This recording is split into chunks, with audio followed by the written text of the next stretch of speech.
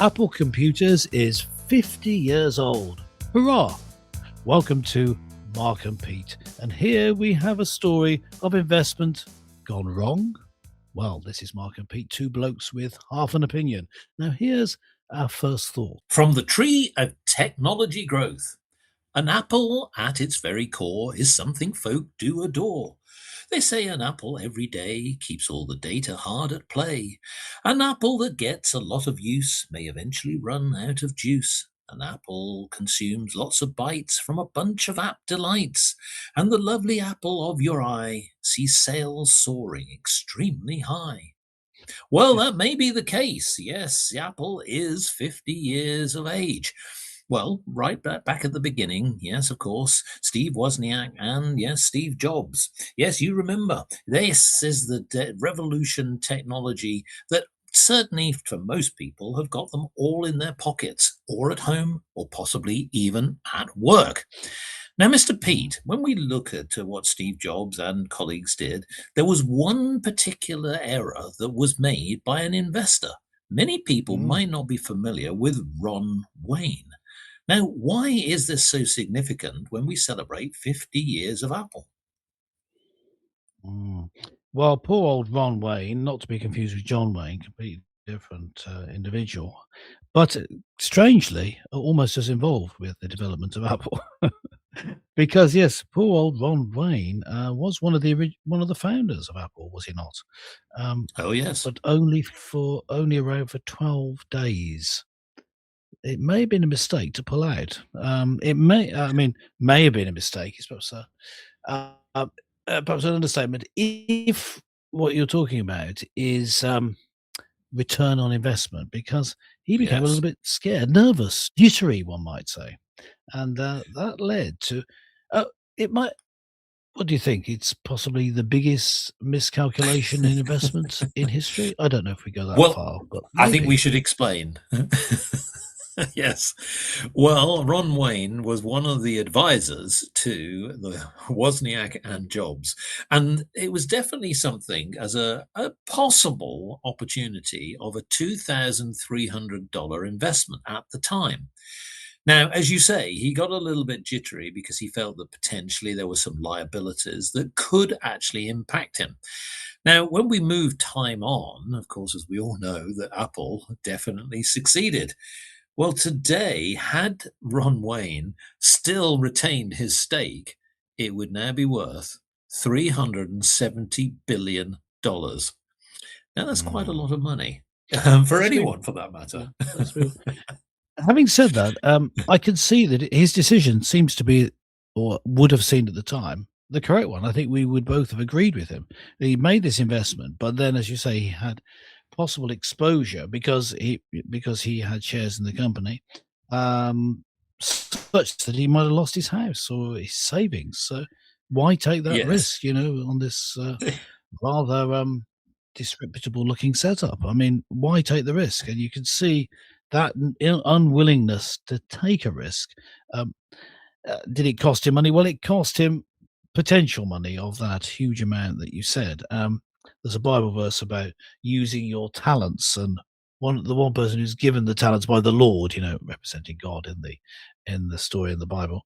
One of them just buries his talent in the ground and then doesn't do anything with it. And he doesn't take the investment. He doesn't want to take the risk. And this is whereas someone who uses the talent they have, the talent in this case being money. It's used figuratively to mean abilities these days, but the actual story is using money to help and investing it in something that then produces not just a profit but success.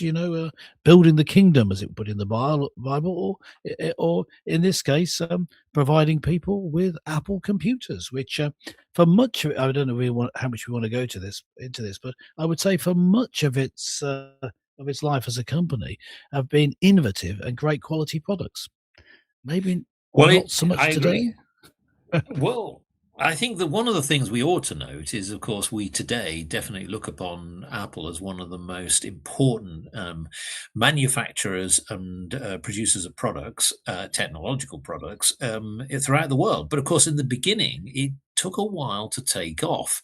The original Apple computers, as they Yes. were sort of folding, did take a long time, and they were very expensive or perceived to be expensive. And so that was really Yes. one of the Yes. challenges. Now, of course, Well, they also yes. went public as well, so their share price went Mm. sort of fluctuated quite dramatically. And I think what we ought to mention as well is that Steve Jobs, albeit that again was absolutely fundamental in the beginning, fell out of favor with the Apple board. And it wasn't until we got into the 1990s that we saw that they started to reevaluate their products and actually did something which I think was really cutting edge. Now, of course, when we think about the home, if you look at anybody's home, you probably got a computer. And almost certainly you may have an Apple, whether it be an iPhone or whether it be a laptop or something else. But at the Yeah, or an time in the iPad, yeah. 70s Mhm. and early 80s, most people didn't have a computer in their home.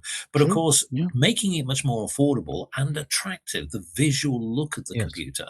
And Jobs was very much a visionary. Well, yes, I think this is the key thing. I mean, the key change in thinking was originally under Steve Wozniak, who was the sort of technical brains behind it. I would say, at least that's what he says.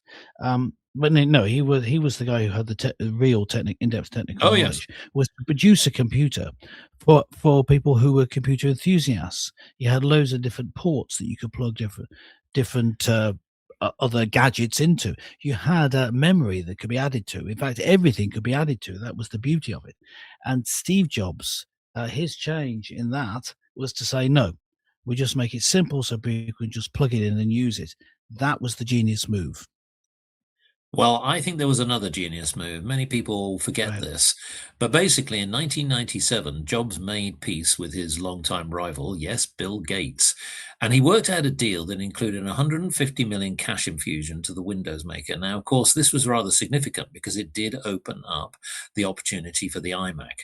And of course, very much a little bit later, Jobs introduced the iPod. Do you remember that? The music storage device? Oh, yeah. Probably some people have got them scuttled away in a drawer somewhere. Yes. But Yeah. the fact is, Yeah. is They don't that make them anymore. But yes.